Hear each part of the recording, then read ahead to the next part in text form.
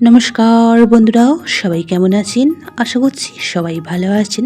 সামনেই নববর্ষ, তাই আজকে একটি মিষ্টি রেসিপি নিয়ে আপনাদের সামনে হাজির হলাম, যেটা বানানো খুবই সহজ। ঘরোয়া সামান্য কিছু উপকরণ দিয়ে তৈরি হয়ে যাবে দুর্দান্ত স্বাদের কালোজাম। আমার সকল ইউটিউব বন্ধুকে নববর্ষের আগাম শুভেচ্ছা। তো চলুন শুরু করা যাক আজকের রেসিপি।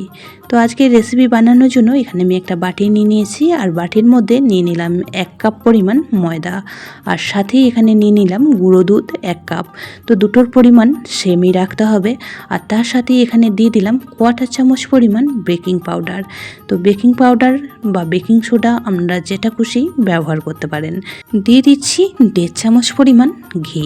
ঘিয়ের পরিমাণটা পরে লাগলে আবারও একটু অ্যাড করব। তো সমস্ত উপকরণগুলিকে এখন হাতের সাহায্যে খুব ভালো করে মেখে নেব। মাখতে অসুবিধা হচ্ছে, তাই সমস্ত জিনিসটাকে আমি একটা থালার মধ্যে ট্রান্সফার করে নিয়েছি। আর দেখুন মাখাটাও হয়ে গিয়েছে। ঠিক এইভাবে মুঠি করলে মুঠো হয়ে যাবে। তো এইভাবেই তৈরি করে নিতে হবে। তো এখন এর মধ্যে আমি অ্যাড করব দুধ। এখানে আমি 1 কাপ পরিমাণ দুধ নিয়ে নিয়েছি। তো সেখান থেকেই চামচে করে 3-4 চামচ দুধ প্রথমেই দিয়ে দিচ্ছি। তারপরে খুব ভালো করে মেখে নেব। মাখতে দুধের পরিমাণ একদমই কম লাগে। তো এখানে আমার 1/2 কাপের থেকেও কম দুধ লেগেছে এটা মাখার জন্য। তো খুব অল্প অল্প করে দুধ দিয়ে মেখে নিতে হবে। প্রথমেই বেশি করে দুধ দিয়ে দিলে ডোটা একদমই নরম হয়ে যাবে, সেক্ষেত্রে মিষ্টিগুলি তখন কিন্তু পারফেক্ট তৈরি হবে না। তো অল্প অল্প করে দুধ দিয়ে মেখে নিচ্ছি। আর মাখাটা যদি একটু নরম হয়ে যায় তার জন্য চিন্তার কোনো কিছু নেই। বেশ কিছুক্ষণ সময় একটু রেস্টে রেখে দেবেন, তাতে করে খুব সুন্দরভাবে ডোটা সেট হয়ে যাবে। তো মাখাটা কমপ্লিট হয়ে গেছে, আর দেখেই বুঝতে পারছেন অনেকটা পরিমাণই এখন নরম আছে। তো এটাকে আমি ঢেকে রেস্টে রেখে দেব 10 মিনিট।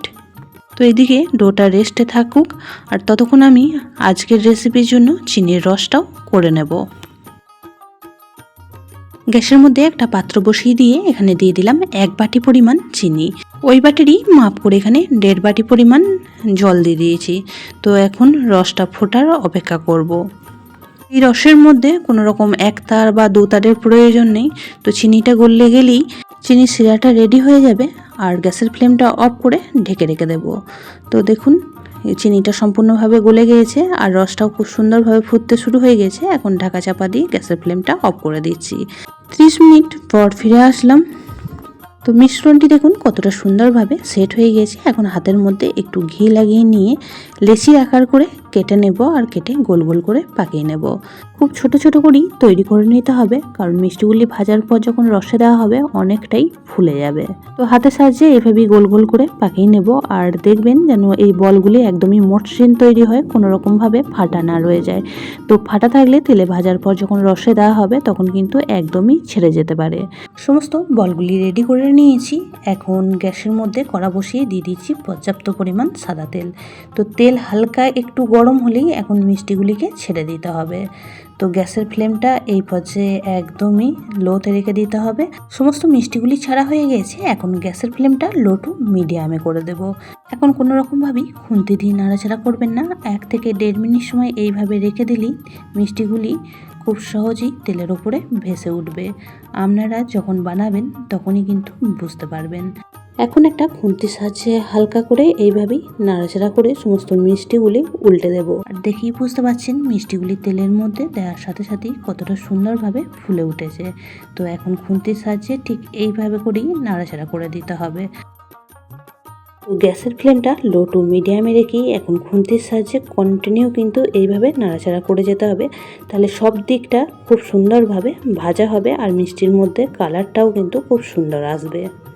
মিষ্টিগুলি অবশ্যই করে ডুবো তেলে ভাজার চেষ্টা করবেন, তাহলে কিন্তু খুব সুন্দর তৈরি হবে। পুরনো বন্ধুরা সবসময় আমার পাশে থেকে আমাকে এতটা সাপোর্ট করার জন্য অনেক অনেক ভালোবাসা। নতুন বন্ধুরা যারা চ্যানেলে ভিজিট করছেন, চ্যানেলটি এখনও পর্যন্ত সাবস্ক্রাইব করেনি, তাদের কাছে অনুরোধ রইল চ্যানেলটি সাবস্ক্রাইব করে পাশের বেল আইকনটি অল করে দেবেন। তাহলে আমি যখনই কোনো ভিডিও ছাড়বো নোটিফিকেশন সবার আগে আপনাদের কাছে পৌঁছে যাবে। যেহেতু আমি কালোজাম বানাবো তাই মিষ্টিগুলিকে বেশ একটু কড়া কড়া করে ভেজে নিয়েছি। আপনারা যদি গোলাপজাম বানাতে চান সেক্ষেত্রে মিষ্টিগুলি কিন্তু আগেই তুলে নিতে পারেন। মিষ্টিগুলি তুলে রাখার পর বেশ কিছুক্ষণ সময় নিয়ে ঠান্ডা করে নিয়েছি। তো এখন দেখুন হাতে সহ্য করার মতন গরম আছে। এই অবস্থায় রসের মধ্যে দিয়ে দেব। তো একদমই তেল থেকে গরম তুলে নিয়ে রসের মধ্যে দেবেন না, কিছুটা ঠান্ডা করে নেবেন, তারপর এই রসের মধ্যে দিয়ে দেবেন। তো রসটা অনেকটাই ঠান্ডা হয়ে গেছিলো, তাই গ্যাসের মধ্যে এখন বসিয়ে দিয়েছি। তো 2 মিনিট সময় এখন রসটা একটু ফুটিয়ে নেব। তো এই মিষ্টিগুলি রসে দিয়ে খুব বেশি টাইম রাখার প্রয়োজন নেই, এখন আমি 10 মিনিট ফুটিয়ে নেব। আর 10 মিনিট ঢাকা চাপা দিয়ে রাখলেই মিষ্টিগুলি একদমই খাওয়ার জন্য তৈরি হয়ে যাবে। রসটাও খুব সুন্দরভাবে মিষ্টির মধ্যে ঢুকে যাবে। ঘরে থাকা সামান্য কিছু উপকরণ দিয়ে মিষ্টিগুলি তৈরি হয়ে যায়, আর বানানোর পদ্ধতিটাও কিন্তু খুবই সহজ। যে কেউ কিন্তু এই মিষ্টিগুলি তৈরি করে নিতে পারবেন। তো দেখুন 10 মিনিট পর ফিরে আসলাম, আর মিষ্টিগুলি কতটা সুন্দর ফুলে উঠেছে, একদমই নরম তুলতুলে তৈরি হয়ে গেছে। তো মিষ্টিগুলি এখন একটি প্লেটের মধ্যে সাজিয়ে নেব।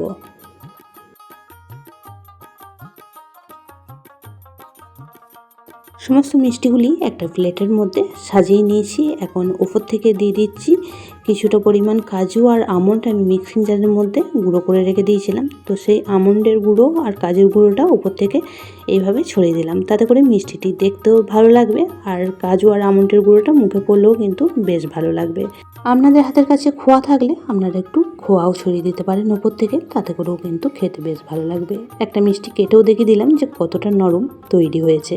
তো কত সহজেই তৈরি হয়ে গেল এই মিষ্টির রেসিপিটি। অবশ্যই এই নববর্ষে বানিয়ে ফেলুন ঘরেতেই, কোনো রকম ঝামেলা ছাড়াই। আজকের রেসিপি আপনাদের কেমন লাগলো অবশ্যই কমেন্ট বক্সে জানাবেন।